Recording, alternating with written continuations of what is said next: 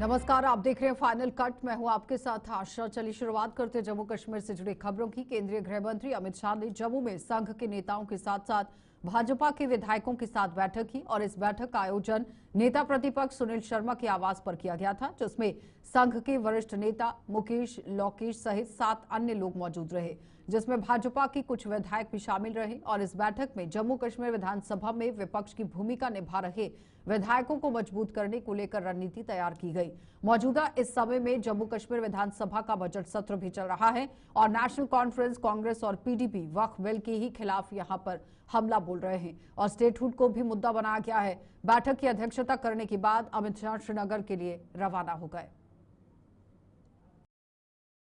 गृह मंत्री अमित शाह इस समय जम्मू के 2 दिवसीय दौरे पर थे और इस समय लीडर ऑफ ओपोजिशन के घर से जो है वो निकलते हुए श्रीनगर की तरफ इस समय रवाना हो रहे हैं, जहां पे लीडर ऑफ ओपोजिशन के सरकारी रेजिडेंस में वो पहुंचे थे, जहां पे अन्य नेता भी कुल मिलाकर अगर हम बात करें तो 7 नेता आरएसएस के नेता मुकेश लुकेश, ये आप देख सकते हैं गृह मंत्री अमित शाह जो कि इस समय श्रीनगर की तरफ जो है वो रवाना हो रहे हैं। एक बैठक यहाँ पर जो है वो की गई, जहाँ पे नेताओं के साथ बैठक की गई। भारतीय जनता पार्टी के विधायक और साथ ही साथ आरएसएस के नेता इस बैठक में मौजूद थे, जहां पे एक पार्टी को किस प्रकार से जो है वो मजबूत किया जा सके, इसको लेकर गहन चर्चा जो है वो यहाँ पर देखने को मिली। और इनका ये काफिला जो कि इस समय गृह मंत्री अमित शाह का काफिला श्रीनगर की तरफ जो है वो रवाना हो रहा है। गहन चर्चा आप देख सकते हैं, जहाँ पे एलजी मनोज सिन्हा भी जो है वो इस बैठक में मौजूद रहे और कुल मिलाकर 7 नेता इस बैठक में मौजूद थे। आरएसएस के नेता भी बैठक में मौजूद थे, जहाँ पे पार्टी को और भी ज्यादा किस प्रकार से मजबूत बनाया जा सके, नेशनल कॉन्फ्रेंस को, सरकार को किस प्रकार से घेरा जा सके, इन तमाम चीजों को लेकर गहन चर्चा जो है वो देखने को मिली। और ये सातों पर आप तस्वीर देख सकते हैं, जहां पर इस समय काफिला जो है वो उनका जाते हुए श्रीनगर की तरफ जो है वो रवाना हो रहा है। कल श्रीनगर में गृह मंत्री Amit Shah high level security बैठक करेंगे, जहां पे leader of opposition Sunil Sharma के घर में जो है उन्होंने बैठक की, जहां पे तमाम विधायक जो है वो इसमें बैठक में मौजूद रहे और एलजी मनोज सिन्हा भी इस बैठक में जो है वो मौजूद रहे। जहां पे गृह मंत्री अमित शाह कठुआ के इंटरनेशनल बॉर्डर पर जो है वो पहुंचे थे, जहां पे उन्होंने बीएसएफ के अधिकारियों से बातचीत की, जवानों का जो है वो मनोबल बढ़ाया। उसके बाद वो राजभवन पहुंचे। राजभवन में कठुआ के इनकाउंटर में जो शहीद हुए थे उनके परिवारों से मुलाकात की, उन्हें अपॉइंटमेंट लेटर जो है वो दिया गया। और उसके बाद गृह मंत्री अमित शाह जो कि leader of opposition Sunil Sharma के घर पे पहुंचे, जहाँ पे एक बैठक, एक गहन चर्चा जो है वो की गई। पार्टी को मजबूत करना, किस प्रकार से मजबूत करना है, सरकार को किस प्रकार से घेरना है, क्योंकि समय बजट सत्र जो है वो देखने को मिल रहा है। तो तमाम चीजों को लेकर गहन चर्चा जो है वो देखने को मिली। कैमरा पर्सन संजय के साथ शिल्पा शर्मा, जम्मू। तो जम्मू कश्मीर अपनी पार्टी ने वक्फ कानून की कड़ी निंदा करते हुए कोर्ट का दरवाजा खटखटाने का ऐलान कर दिया है। अपनी पार्टी ने इस बिल के लिए सरकार को आड़े हाथों लेते हुए कल मंगलवार को इसके खिलाफ सुप्रीम कोर्ट में याचिका दायर करने का फैसला किया है। श्रीनगर में आज एक प्रेस कॉन्फ्रेंस को संबोधित करते हुए पार्टी के अध्यक्ष सईद अल्ताफ बुखारी ने यह ऐलान कर दिया। उन्होंने बताया कि केंद्र की सरकार भले ही धर्मनिरपेक्ष सरकार है, लिहाजा उसे मुसलमानों के धर्म में हस्तक्षेप करने का कोई हक नहीं था। इसे जब सरकार अपनी तहवील में लेना चाहे, वो सरकार जो एक सेकुलर सरकार है, मैं नहीं एक मानता हूं कि वो सेकुलर नहीं है, सेकुलर सरकार है, लेकिन सेकुलर सरकार को भी हमारे इस अमानत को, जो अमानत है मुसलमानों का, उसमें मुदाखलत करने की कोई ज़रूरत थी।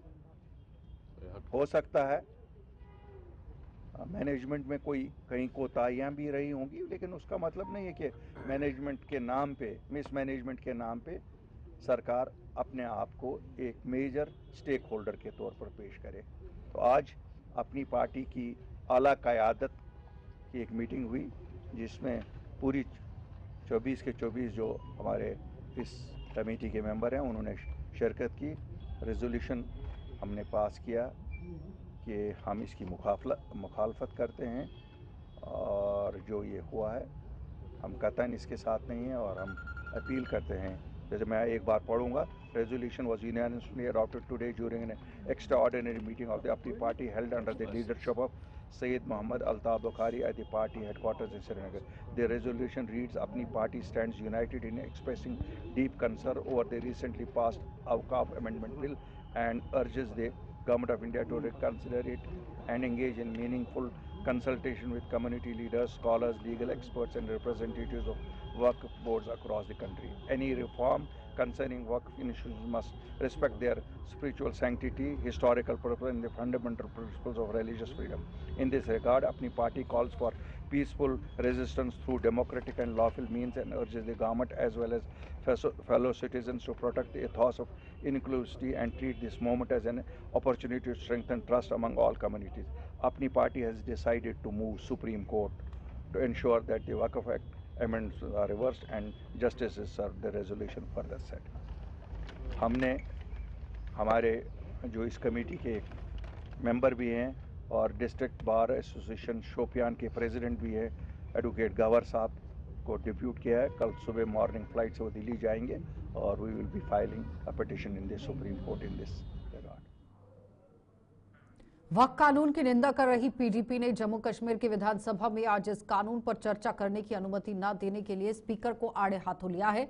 पीडीपी ने स्पीकर से उस तर्क पर भी सवाल उठाए हैं जिसमें उन्होंने आज सुबह सदन में कहा था कि ये मामला सुप्रीम कोर्ट के पाले में है, लिहाजा इस पर चर्चा नहीं की जा सकती. और पीडीपी अध्यक्ष महबूबा मुफ्ती ने श्रीनगर में आज एक प्रेस कॉन्फ्रेंस के दौरान बताया कि सुप्रीम कोर्ट अभी तक वक्फ बिल का नोटिस नहीं ले पाई है, लिहाजा स्पीकर का ये तर्क पूरी तरह से तर्कहीन है. महबूबा ने कहा कि सदन में आज सरकार ने एक मुस्लिम बहुल प्रदेश के मुसलमानों को शर्मिंदा किया है, जिसकी जितनी निंदा की जाए कम है. की जो इस मुल्क के मुसलमान हैं उनकी जम्मू कश्मीर, ये जो हमारे स्पीकर साहब हैं ये किसको बेवकूफ समझते हैं? ये जो सब जुडिस कैसे है? अभी तो कॉग्निजेंस ही, अभी तो नोटिस ही नहीं लिया सुप्रीम कोर्ट ने इस केस का, तो ये सब जुडिस कैसे हो गया? और रेजोल्यूशन जब लाया वही फराज साहब ने, उसको डिस्कस करने में तो कोई प्रॉब्लम नहीं होनी चाहिए थी. तो मुझे समझ नहीं आती है. मैं एक बात अपने, वो कहते हैं किसी को बिन मांगे एडवाइस नहीं देनी चाहिए, मगर मैं आज एडवाइस दे रही हूँ नेशनल कॉन्फ्रेंस के लोगों को, उमर साहब को. बीजेपी में बहुत सारी खामियां होंगी, उनमें एक खूबी है, वो ये है वो उस इंसान की इज्जत करते हैं जो अपनी इज्जत आप करता है, जो अपने लोगों के लिए खड़ा हो जाता है. बेशक वो पसंद नहीं करते मुसलमानों के लिए, पर जिस तरह आपने अपने लोगों के लिए खड़ा होने से इनकार करके बल्कि उनकी बेइज्जती की आज जो आपने किया, तो आप अगर ये सोचते हैं कि बीजेपी वाले आपको कबूल करेंगे, वो कबूल नहीं करेंगे. उनको मालूम है जो जमात, जो लीडर अपने लोगों का नहीं होगा तो वो उनका क्या होगा. मुझे लगता है कि ये, मेरे ख्याल में आज हम सब लोगों के लिए, जम्मू कश्मीर के लोगों के लिए, हम मुसलमानों के लिए आज जो है ये मातम का दिन है. ये बीजेपी से तो एक्सपेक्टेशन हम करते हैं वो जो करेंगे वो उनका एजेंडा है, मगर एक मुस्लिम मेजॉरिटी स्टेट के वजीर आला का आज का बिहेवियर, उसके बाद फारूक साहब, इतने कदावर लीडर, ये तो कहते हैं मैं वजीर आला हूँ, मुझे शायद जाना था, तो फारूक साहब को क्या जरूरत थी? और वजीर आला को तो खुद वहां रहने की, उनको तो असेंबली में होना चाहिए था. मुझे बहुत अफसोस है इस बात का. और मैं मुल्क के जो हमारे मुसलमान भाई हैं और जो सेक्युलर लोग हैं, हमारे हिंदू लोग हैं, उन सब से शर्मिंदा हूँ कि हम आपके भरोसे पे पूरे नहीं उतरे, बल्कि हमने आपको शर्मिंदा किया. एनएचपीसी सलाल पावर स्टेशन द्वारा यहां सीएसआर और एसडी पहल के अंतर्गत रियासी जिले के सलाल गांव में ही कटिंग और टेलरिंग का केंद्र खोला गया है और इस केंद्र का उद्घाटन जनरल मैनेजर इलेक्ट्रॉनिक जो कि पूनम झा हैं, ये जनरल मैनेजर इलेक्ट्रिक हैं पूनम झा, उन्होंने अन्य अधिकारियों की मौजूदगी में इसका उद्घाटन किया. पूनम झा ने बताया कि इस क्षेत्र में बेरोजगार गरीब किशोरियों को साथ साथ यहाँ महिलाओं के लिए भी केंद्र स्थापित किया गया है, उन्हें लाभ मिलेगा और अपनी आजीविका कौशल विकास के लिए कटिंग टेलरिंग सीखकर आत्मनिर्भर ये बन पाएंगी. 6 महीने के बाद कोर्स सप्ताह यहाँ आप देखिए किस तरह से होगा, लेकिन कोर्स समाप्त होने पर कोई भी प्रशिक्षु अपना काम खोलकर आत्मनिर्भर बन सकता है. यानी कि महिलाओं को आगे बढ़ाने के लिए ये उम्दा कदम उठाया गया है. इसका मेन चीज है कि जो वहाँ की लेडीज हैं या महिलाएं हैं उनको हमें आत्मनिर्भर बना सकें, इसलिए ये एनएचपीसी और यूथ ब्रिगेड के प्रयास से हम लोग जगह जगह सिलाई सेंटर खोल रहे हैं. उसी क्रम में यहाँ भी खोला गया है. हाँ, हमारी कोशिश यही है, इसलिए हमने उन्हें प्रेरित भी किया है कि 30 महिलाएं सीखें और वो आगे भी इसको संचालित करते रहे ताकि और महिलाएं भी सीखें और जितने को लाभान्वित हो सकती हैं वो ज़्यादा अच्छा होगा ताकि ये सिलसिला चलता रहे। दर्शन देवी है सिलाई सेंटर का सानू बड़ा फायदा होना क्योंकि बच्ची कुछ नहीं आता ग्रां विच कोई सुविधा नहीं है इत्थे सीखने वास्ते। असी NHBC तरफा एक सेंटर मिलिया असी ओहदे मतलब सेंटर मिलने के कारण अस अपनी बच्ची सारी इकट्ठे करिए अपने महल्ले विच एक सेंटर खोलिए उन्हें थोड़ा जानकारी देगे कपड़े सीने दी और फायदा है क्योंकि सिलाई बड़ी ज़्यादा है अजकल क्योंकि बच्चे अपने घर विच अप्पू अपने सूट सीखते अपने वास्ते ही फायदा होना उसी। हम बहुत खुश हैं कि NHPC ने ये जो कदम उठाया है स्किल डेवलपमेंट का जो हमारे गांव में खुला, तो मैं चाहता हूँ अच्छी बात है, मगर ये 30 लेडीज़ का खोला गया है, मगर जहाँ हज़ारों की तादाद में महिलाएं हैं वो मैक्सिमम बेरोजगार हैं। तो मैं चाहता हूँ कि ये 30 का ये फर्स्ट में खोला, अब सेकंड 30 का और करते करते जितनी भी लेडीज़ हैं मैक्सिमम 50% लेडीज़ को कम से कम ये सिखाया जाए क्योंकि इनका लेडीज़ का जो रोजगार लगा रहे। तो और इसके बाद मैं कहता हूँ कि NHPC का जो काम है हमारे एरिया में NHPC का डैम है, इतना बड़ा नाम है, मशहूर है पूरे हिंदुस्तान में, सलाल पावर प्रोजेक्ट सलाल के नाम से जाना जाता है, मगर हमारे सलाल के 5% भी लोग NHPC में नहीं लगे हैं। तो मैं इनसे GM साहब से HOP जो भी मैम आए हैं जितने भी ऑफिसर, मैं इनसे गुजारिश करूंगा कि हमारे युवाओं को ये रोजगार दें, ज़्यादा से ज़्यादा जो भी नई पोस्ट नौकरियां निकलती हैं तो हमारे सलाल के युवाओं को दिया जाए। और भी जितनी भी जैसे खेल मैदान के में स्टेडियम नहीं है ये बनाया जाए, पोल्स वगैरह हैं हमारे सलाल कोटली में अपने नरसिंह रामलीला क्लब के नाम से, वहाँ कई सालों से पर्दे से करते हैं, वहाँ दिया जाए। तो और कई डिमांडें हैं, कई हमारी हमने GM सर से बात की है पहले भी, हमने आज भी रिमाइंडर करवाएंगे इनको कि हम लोगों को जितने भी सलाल के लोग हैं सलाल के नाम पे अगर प्रोजेक्ट है तो इनको बेनिफिट भी मिला। तो जम्मू जिले के ग्रामीण हलकों के गन्ना किसान सरकार के प्रति उनकी नीतियों से बेहद यहां खफा नजर आ रहे हैं। इन किसानों के मुताबिक सरकार गन्ना उत्पादों की ओर से कोई काम नहीं कर पाए हैं, यानी कि जो गन्ना उत्पादक हैं उनकी ओर कोई ध्यान नहीं दिया जा रहा, जिसके चलते इनकी खेती उनके घाटे का सौदा साबित हो रही है। जम्मू कश्मीर में कोई शुगर मिल ना होने के कारण इसकी बिक्री नहीं हो पा रही, जिसके चलते कई किसान गन्ने के जूस की रेहड़ियां लगाकर अपना पेट भरने को मजबूर हैं। मढ़ ब्लॉक के गन्ना किसानों ने इस ब्लॉक में कृषि विज्ञान केंद्र खोलने की भी मांग की थी, लेकिन मांग करते हुए सरकार से गन्ना किसानों को प्रोत्साहित करने का आह्वान किया। जी इस पर गवर्नमेंट ने कोई खाद की या किसी चीज़ की सुविधा देनी चाहिए। जहाँ हम जैसे हमारी तहसील है मढ़ ब्लॉक, जहाँ मढ़ ब्लॉक देखो सब्जी भी बहुत जाती है जम्मू ताज़ी से ताज़ी, इसके लिए कोई इधर कृषि विज्ञान केंद्र भी खोलना चाहिए जो लोगों को अच्छी से अच्छी जानकारी दें, फिर हमारी सब्जी गन्ना जो भी है इसका अच्छा रेट मिले तो फिर लोग लाने में भी खुश रहेंगे, ज़्यादा लगाएंगे। ऐसे क्या लगाएंगे, मजबूरी बन गई है अब मजबूर रेडी लगाना।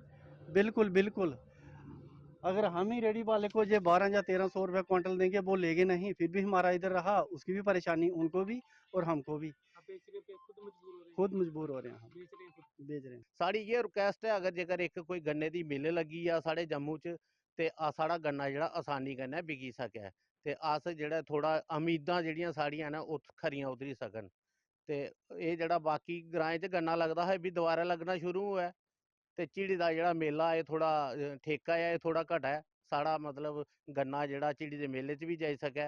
गन्ना किसानें गी राहत देनी चाहिदी, उं'दे कोल पैसे लैने चाहिदे।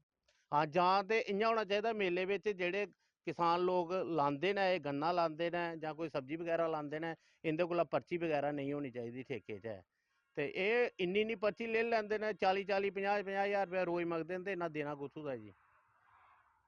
अस ते चाह्न्ने आं भाई अस झिड़ी मेले च गन्ना बेचै क्योंकि साढ़ा गन्ना झिड़ी मेले च बहुत ज़्यादा मशहूर है और बड़ी बड़ी दूरा तक लोग सगात लेइयै जंदे हे, प्रसाद दे तौर च लोग लेइयै जंदे हे। उन लोकें गी झिड़ी मेले च गन्ना लभदा बी है नहीं है क्योंकि लान कि'यां लोग, पर्ची गै बड़ी ज़्यादा देना पौंदी है महाराज 5000 रुपया फुट 10,000 रुपया फुट जगह लेना पौंदी है तो गन्ना कि'यां लाना जी। ब्रेक के बाद एक बार फिर आपका स्वागत है। पुंछ जिले की तहसील मंडी से साब्जिया तक करीब 19 किलोमीटर लंबी सड़क पिछले कई वर्षों से जर्जर हालत में है और सड़क की इस हालत के कारण साब्जिया और गैगरिया सहित अन्य इलाकों के लोगों को आवाजाही में दिक्कतों का सामना करना पड़ रहा है। लोगों के मुताबिक ये सड़क सुरक्षा की दृष्टि से भी बेहद महत्वपूर्ण है, जिसकी मरम्मत की ओर कोई ध्यान नहीं दिया जा रहा। कुछ एक बार इसकी मरम्मत के नाम पर खानापूर्ति की गई थी और यहाँ आए दिन पेश आए सड़क हादसों पर रोक लगे, इसके लिए काम करने की कोशिश की गई थी, लेकिन साफ तस्वीरों में आप देख सकते हैं कि इस सड़क की क्या हालत है, जिस पर काम करने की जरूरत है।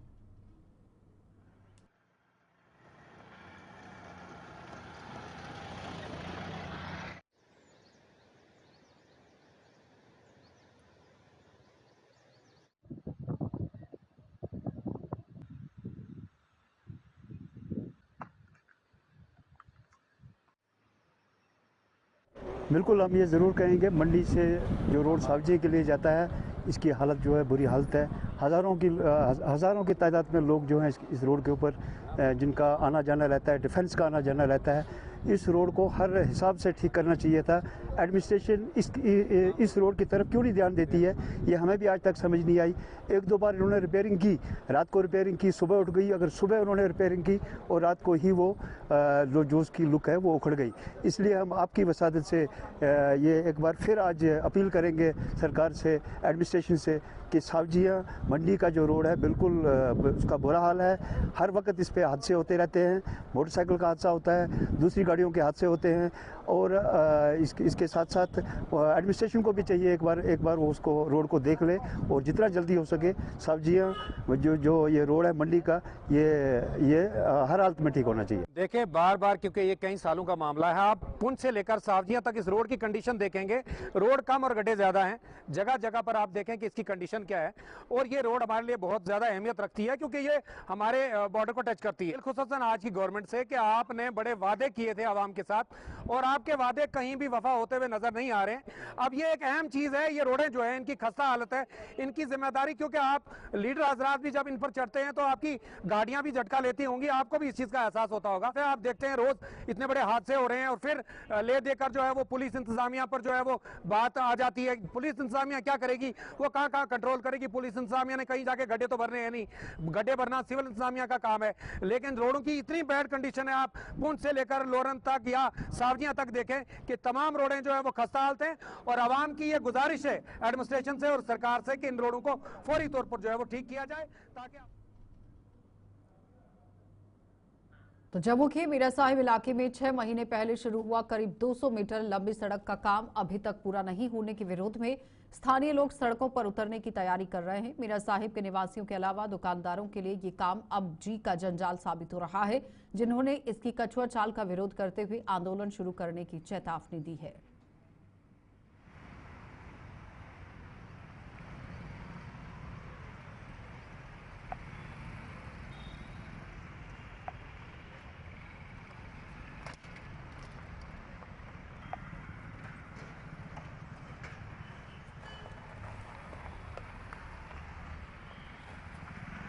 मेन मीरा साहब मेन बाजार है। ये मेन बाजार की देखो कि हालत है, इसलिए घट तो घट भी 6 महीने तो ऊपर चली है मगर रोड का कोई मुँह सिर ही नहीं है। एक दिन काम होंदा 4 दिन छुट्टी, 4 दिन काम होंदा महीना छुट्टी। बाजार देखो सिटी की ये हालत है। देखो असी दुकानदार के करांगे दसो मैनू, ना साड़ा काम है ना कुछ है। साड़ा जो माल सत्यानाश हो गई, माल की इतनी रेस्ट है कोई हिसाब नहीं है। 2-3 बारी करी भी चुके हैं, फिर भी नहीं कोई मसला होया करता। हाल एक दिन काम होंदा महीना बंद रहिंदा, इससे किससे काम होएगा सर। साढ़े दुकानदार बिल्कुल काम ही नहीं है मार्केट पिया कराया करती मार्केट, ना कोई बंदा ना बंदे की जात है। हुआ जी ऊपर गर्मी है, हुआ जा साड़ा रोड पट्टी तो सत्या स्कूल तो पहले ठीक सा ना पढ़ते थे, ये उल्टा मुसीबत बनाई है साढ़े से। अपील ये करना चाहना सर जल्द से जल्द काम होना चाहिए। अगर नहीं होएगा काम तो फिर जो दुकानदार उतरेंगे रोड पर तो फिर बड़ा मुश्किल हो जाएगा। असा पहले भी 1-2 बारी वार्निंग दी नहीं कि भाई दुकानदार की मत मजबूर करो, दुकानदार अगर रोड पर आइए तो बड़ी परेशानी बन जाएगी। टेक्नोलॉजी के ज़माने में आज टेक्नोलॉजी के मतलब 200 मीटर स्पैन बनाने में अब अगर इनको 6 महीने लगे हैं और 6 महीने में अभी मतलब इनका 20% काम नहीं हुआ है। 6 महीने में 20% काम नहीं हुआ, 200 मीटर का स्पैन है।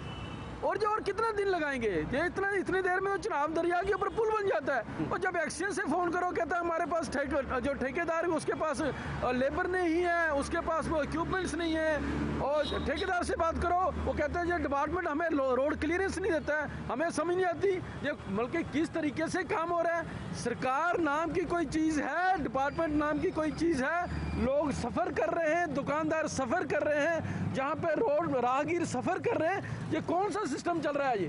मतलब कि आपको एक 200 मीटर का स्पैन बनाने के लिए अगर आपको 2 साल लग जाएंगे तो कौन से विकास की बात हो रही है जहाँ तो लोगों को मौत की घाट पे उतार रखा है, जहाँ दुकानदार हैं बेचारे वो डस्ट खा रहे हैं, रोज मिट्टी खा रहे हैं, वहाँ पे लोगों के रास्ते निकलने के लिए जगह नहीं है, स्कूटर मोटरसाइकिल निकलने के लिए जगह नहीं है, गाड़ियाँ निकलने के लिए जगह नहीं है, और जो डेवलपमेंट के नाम पे इन लोगों के साथ धोखा हो रहा है। सर आप यहाँ आए हो, आप अपना कैमरा घुमाओ सर देखो दुकानदार कैसे मिट्टी खा रहे हैं सर कल हम सुबह हम कपड़े नए कपड़े लगा गए थे, शाम को हमारे कपड़े पहचानने नहीं होते कि हमारे कपड़ों का रंग क्या है सर ठेकेदार आते हैं, एक दिन काम करते हैं, हफ्ता काम करते ही नहीं सर।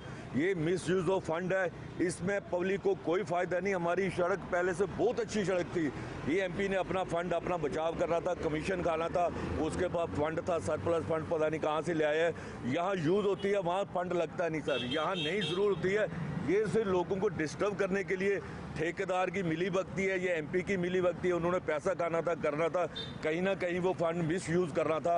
उन्होंने देखा मीरा साहब बाजार है, यहीं ठोक दो सर। 3 महीनों के काम चलते, आप देख लो सर, देख लो आप खुद अपना कैमरा गाँव देखो क्या ये सर ये रोड बनी है सर मैंने भी ठेकेदारी की है, 15 साल ठेकेदारी की है सर। एक बार हमसे काम में थोड़ी मिस हुई थी, लोग हमारी जान खा देते थे सर। अगर जल्दी से काम शुरू नहीं हो क्या सर नहीं हुआ तो बाजार बंद होएगा सर। हम तो बहुत पहले कह चुके हैं, इनको बहुत बार कर चुके हैं, हम पुलिस स्टेशन में भी जाके कह चुके हैं कि इनको समझा दो, नहीं काम बंद हुआ तो देख लेना सर कल क्या हाल होता है sir. This is the democracy, government of the people, for the people, by the people.